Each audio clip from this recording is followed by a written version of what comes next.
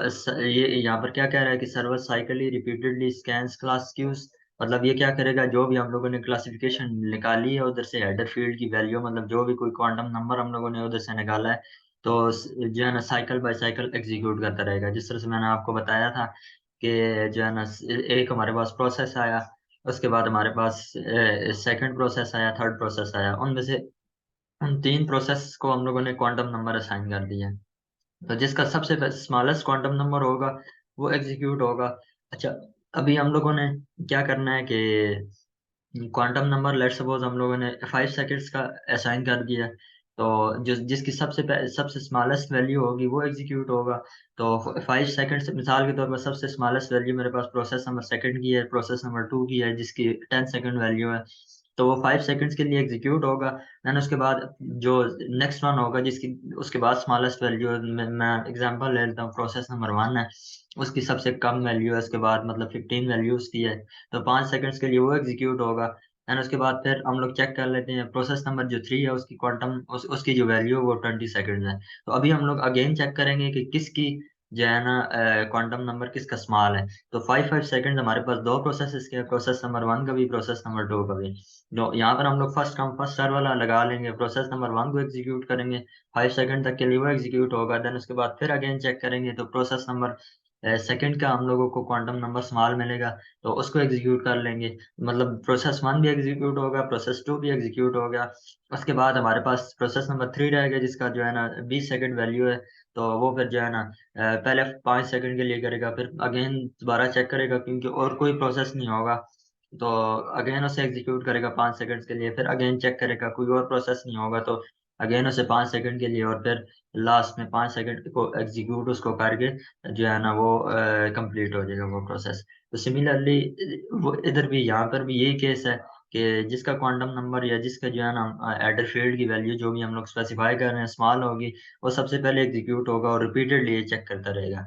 यहाँ पर हम लोगों को ये एग्जांपल गिवन है, यहाँ से चेक कर लेते हैं। मिसाल के तौर पर यहाँ पर 3 पैकेट्स आ रहे हैं, ठीक है, 3 पैकेट्स कुछ इस तरह से जो है ना वो परफॉर्म वो हो रहे हैं।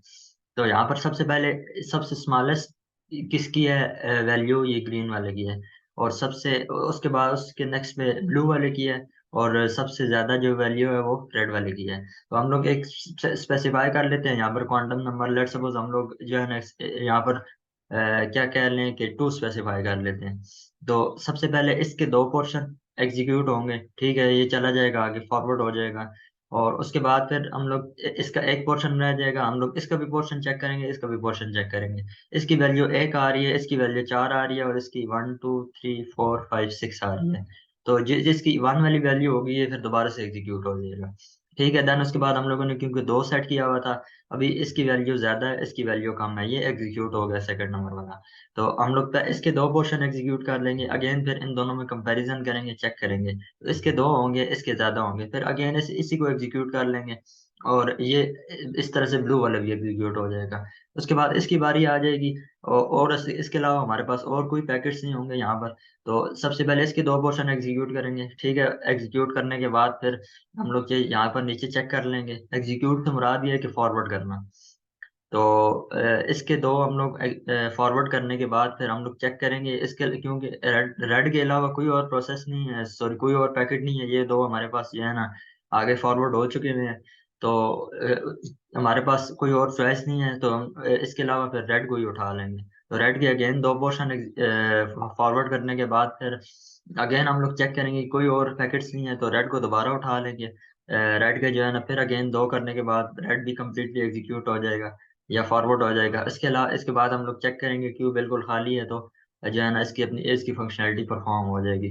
तो इसी तरह से जो है ना जैसे जैसे ये निकलते जाएंगे, मतलब जिस तरह से ग्रीन एग्जीक्यूट हुआ या फॉरवर्ड हुआ या ब्लू फॉरवर्ड हुआ, तो साथ साथ हमारे पास नए पैकेट्स आते जाएंगे। तो हम लोग टाइम बाय टाइम कंपैरिजन करते रहेंगे, क्वांटम नंबर हम लोगों ने सेट किया हुआ है, कोई भी हेडर फील्ड वैल्यू हम लोग ले लेंगे, तो इस तरह से जो है ना ये अपनी फंक्शनैलिटी परफॉर्म करता रहेगा।